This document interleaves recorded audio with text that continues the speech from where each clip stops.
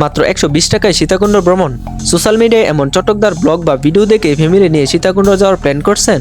সাবধান, আপনার পুরো ট্যুরটাই কিন্তু নরকে পরিণত হতে পারে। ট্রেনের ভেতরে লাইট বন্ধ, পকেটমার, চোরের উপদ্রব্য আর সাথে বকাটেদের গাজার আসর। কেমন ছিল নরসিংদী থেকে সীতাকুণ্ডের সেই ভয়ঙ্কর অথচ রোমাঞ্চকর জার্নি? আর কেনই বা গুলিয়াখালী সি বিচকে বলা হয় সবুজ গালিচার স্বর্গ?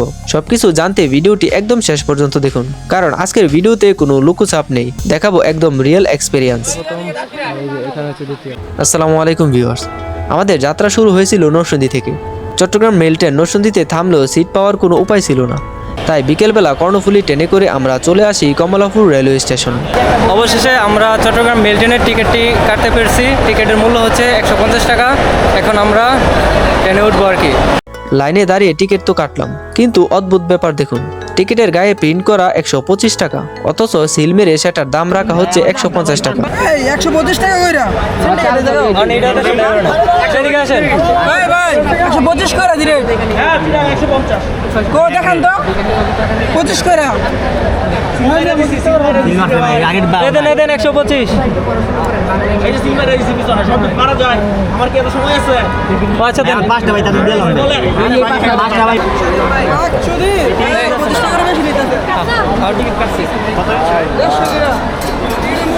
যাই হোক, 1 নম্বর প্ল্যাটফর্মে আমাদের ট্রেন দাঁড়িয়েছিল, কিন্তু গিয়ে দেখি মাত্র 2টি বগি বাদে সব বগির গেট বন্ধ।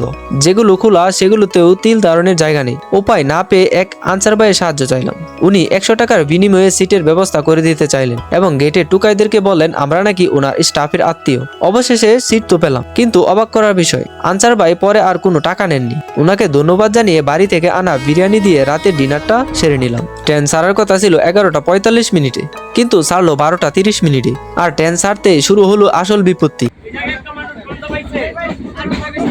একদল বকাটে টুরিস্ট ট্রেনের গেট বন্ধ করে দরজার কাছে গাঁজা বানানো শুরু করলো, আর সাথে বিকট শব্দে গান। পুরো বগির পরিবেশটাই নষ্ট হয়ে গেল। পুরো রাত এক ফুটাও ঘুমাতে পারেনি। তাই স্পষ্ট করে বলছি, এই ট্রেনে মোটেও ফ্যামিলি নিয়ে ভ্রমণের উপযোগী নয়। চুরি, পকেটমার আর অব্যবস্থাপনায় ভরা এই জার্নি শেষে সকাল 8টায় আমরা পৌঁছালাম সীতাকুণ্ড রেলওয়ে স্টেশনে। শুভ সকাল সীতাকুণ্ড।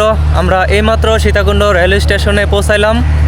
আমরা এখন সকালে ফ্রেশ হব, তারপর সকালে নাস্তা করব, তারপর আমরা সাইট সিনে বের হব। যাবো হচ্ছে সীতাকুণ্ড চন্দ্রনাথ পাহাড়ে এবং গুলিয়াখালী সি বিচে।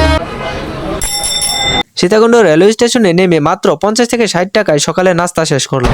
সীতাকুণ্ড বাজার থেকে 3 জনে আমরা 70 টাকা দিয়ে একটি অটো রিক্সা রিজার্ভ করি, আর এই অটো রিক্সা আমাদেরকে নিয়ে যাবে হচ্ছে চন্দ্রনাথ পাহাড়ের নিচে, আর আমরা সেখান থেকে আমরা পাহাড়ে ওঠার চেষ্টা করব।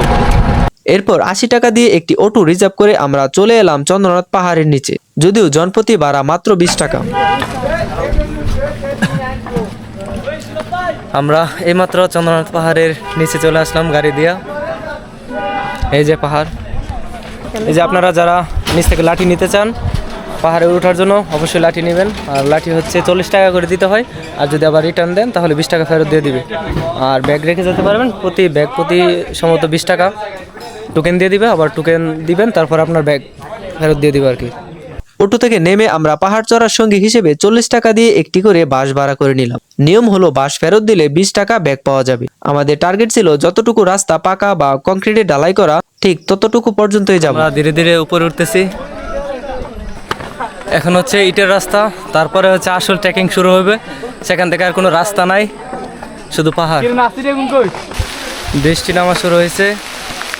এখন একটা ঘর আছে এই যে এখানে, এটাতে যাইতে হইব। এনে একটা জায়গা আছে। এই যে আমরা এই পর্যন্তই, আর সামনে যাব না, এখন বৃষ্টি হচ্ছে। এখন বৃষ্টি থামলে আবার আমরা নিচে চলে যাব আর কি। এই যে আমার পিছনে দেখতে পাচ্ছেন, এই যে এটা হচ্ছে প্রথম মন্দির, আর এই যে উপরে এটা হচ্ছে দ্বিতীয় মন্দির।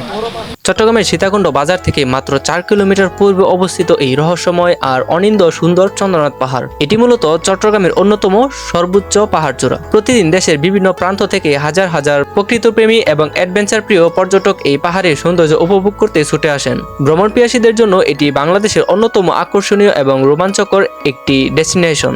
সমুদ্রপৃষ্ঠ থেকে এর উচ্চতা প্রায় 1100 ফুট। বাম দিকের পথটি মূলত পাহাড়ি মাটির রাস্তা, আর ডান দিকের এই পথটি সিঁড়ির। তবে মনে রাখবেন উপরের দিকে ওঠার সিঁড়িগুলো কিন্তু বেশ খারাপ। হাজারো মানুষের সাথে তাল মিলিয়ে এই পাহাড়ের চূড়ায় পৌঁছাতে আপনার দম আর পায়ের জোর দুটোরই বেশ ভালো পরীক্ষা হয়ে যাবে। তবে উপরে ওঠার সব ক্লান্তি এক নিমিষেই উড়ে যাবে যখন আপনি এর সর্বোচ্চ চূড়ায় পা রাখবেন। চারদিকে শুধু সবুজের মেলা আর মেঘেদের দল যেন আপনাকে ছুঁয়ে যাবে। সবচেয়ে ম্যাজিক্যাল ভিউটা পাবেন এক পাশে সবুজের বুক চিরে দূরে নীল বঙ্গোপসাগরের দিগন্ত রেখা আপনার চোখে পড়বে। পাহাড়ে দাঁড়িয়ে সমুদ্র দেখার এই রোমাঞ্চ সত্যি অতুলনীয়। পাহাড়ে ওঠা এবং নামার সময় অনেক দারুণ দারুণ মানুষের সাথে দেখা হলো। তারা ক্যামেরার সামনে তাদের চমৎকার মতামত শেয়ার করলেন। জেলার নামটা বলেন। আমাদের জেলা হলো গাজীপুর। গাজীপুর। হ্যাঁ, আতঙ্কের আরেক নাম গাজীপুর। এই যে ভাই কি অবস্থা, কেমন লাগলো বেরা? ভালো ভাই। উঠছেন নাকি উপরে? জি। কেমন লাগছে? অনেক ভালো। বাড়ি কোথায়? গরিপুর। গরিপুর না? জেলা? জেলা কুমিল্লা। ও কুমিল্লা। বাইরের জেলা? কুমিল্লা না? সবাই কি কুমিল্লা? সবাই আচ্ছা। আর আমি হচ্ছে নরসিংদী থেকে। ভাইয়ের নাম কি? সুমন। সুমন। এখান থেকে চন্দ্রনাথ পাহাড় থেকে গুলিয়াখালী সি বিচের ভাড়াটা কত? চন্দ্রনাথ পাহাড় থেকে মনে করেন ন্যায্য ভাড়া 250 টাকা। এটা কি ফুল রিজার্ভ? একদম রিজার্ভ। আর ইকো পার্কের ভিতরে? ইকো পার্কের ভিতরে মনে করেন 200 টাকা। এটা ক্ষেত্র বিশেষ কি কম বেশি হয়? না, দাম কোনো কম বেশি হবে না, এটা মনে করেন ন্যায্য ভাড়া। কথা বলতেন না, মনে করেন আর তাছাড়া মনে করেন ঈদ উপলক্ষে মনে করেন 220-50 টাকা ভাড়া নেয়, এটা আর কি। চন্দ্রনাথ পাহাড় থেকে নেমে আমাদের ইকো পার্কে যাওয়ার কথা থাকলেও প্ল্যান একটু চেঞ্জ করে আমরা চলে এলাম সোজা গুলিয়াখালী সি বিচে। আর এখানে এসে আমাদের রাতের সব ক্লান্তি এক নিমিষে উধাও হয়ে গেল। আসসালামু আলাইকুম, কি অবস্থা সবার? আমি এই মুহূর্তে আসছি হচ্ছে বাংলাদেশের একমাত্র সবুজের গালিচা বিছানো বিচ, সেটা হচ্ছে গুলিয়াখালী সি বিচে। দেখতে পাচ্ছেন আমার পিছনে এই সম্পূর্ণ বিচটা হচ্ছে সবুজের গালিচা বিছানো।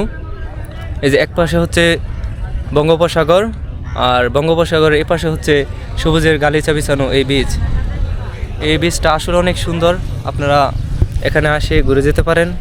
বাংলাদেশের পর্যটন মানচিত্রে সীতাকুণ্ড এক রহস্যময় সৌন্দর্যের নাম। পাহাড় আর সমুদ্রের মিতালিতে ঘেরা এই সীতাকুণ্ডে এমন এক জায়গা আছে যা আপনাকে মুহূর্তে মুগ্ধ করবে। বলছি গুলিয়াখালী সি বিচের কথা। গুলিয়াখালী সি বিচ কিন্তু সাধারণ কোনো সমুদ্র সৈকত নয়। এখানে গেলে আপনি সমুদ্রের নীল জলরাশির পাশাপাশি দেখবেন মাইলের পর মাইল বিস্তৃত সবুজ গাছের গালিচা। জোয়ারের সময় সমুদ্রের পানি যখন এই ঘাসের উপর দিয়ে খেলে যায় তখন মনে হবে প্রকৃতি যেন নিজের হাতে কোনো এক মায়াবী ক্যানভাস এঁকেছে। সীতাকুণ্ডের পাহাড়ে কুল ঘেঁষে দাঁড়িয়ে থাকা এই বীজটির অপরূপ সৌন্দর্য আর নির্জনতা প্রতিনিয়ত টানছে ভ্রমণ পিপাসুদের। যারা যান্ত্রিক শহর থেকে দূরে একটুখানি সবুজের ছোঁয়া আর সমুদ্রের নোনা বাতাসে সময় কাটাতে চান তাদের জন্য গুলিয়াখালী সি বিচ এক প্রশান্তির নীড়। গুদুলি বেলায় যখন আকাশের রং পরিবর্তন হয় তখন এখানকার সৌন্দর্য হয়ে ওঠে দেখার মতো। তাই হাতে যদি সময় থাকে তাহলে ঘুরে আসুন গুলিয়াখালী সি বিচে। প্রকৃতির এই অপরূপ সৃষ্টি আপনাকে বারবার কাছে টানবে। মনে রাখবেন, ভ্রমণের সময় প্রকৃতির পরিচ্ছন্নতা বজায় রাখা আমাদের সকলেরই দায়িত্ব। এখানকার মূল আকর্ষণ হলো মাটির ছোট ছোট গোল আকৃতির ডিবি, যা দেখতে অনেকটা গ্রিনল্যান্ডের ছোট দ্বীপের মতো লাগে। জোয়ারের সময় এই ডিবিগুলোর মাঝখানে নালাগুলো যখন পানিতে ভরে ওঠে তখন এর অন্যরকম মায়াবী পরিবেশ তৈরি হয়। এখানে এসে নারায়ণগঞ্জ সহ দেশের বিভিন্ন প্রান্তে থেকে আসা চমৎকার কিছু মানুষের সাথে পরিচয় হয়ে গেল। জমিয়ে আড্ডা দিলাম। প্রকৃতির এই শান্তরূপ আমাদের ট্রেনের সমস্ত ক্লান্তি ভুলিয়ে দিল। গুলিয়াখালী বিচের সৌন্দর্য উপভোগ করে আমরা চলে এলাম চট্টগ্রাম রেলওয়ে স্টেশনে। স্টেশনের কাছে মাত্র 600 টাকায় দারুণ একটা হোটেলে আমরা আজকের রাতটা কাটানোর জন্য রুম পেয়ে যাই। তবে আমাদের যাত্রা কিন্তু এখানেই শেষ নয়। আগামীকাল আমাদের পরবর্তী গন্তব্য বিশ্বের দীর্ঘতম সমুদ্র সৈকত কক্সবাজার।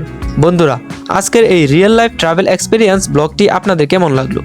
এই অব্যবস্থাপনা নিয়ে আপনাদের কি মতামত তা অবশ্যই কমেন্ট করে জানান। ভিডিওটি ভালো লাগলে একটি লাইক দিন, বন্ধুদের সাথে শেয়ার করুন এবং আমাদের চ্যানেলটি সাবস্ক্রাইব করতে ভুলবেন না। দেখা হচ্ছে আগামী ব্লগে কক্সবাজারের দারুণ সব ভিজুয়াল নিয়ে। সে পর্যন্ত সবাই ভালো থাকুন, সুস্থ থাকুন। আল্লাহ হাফেজ।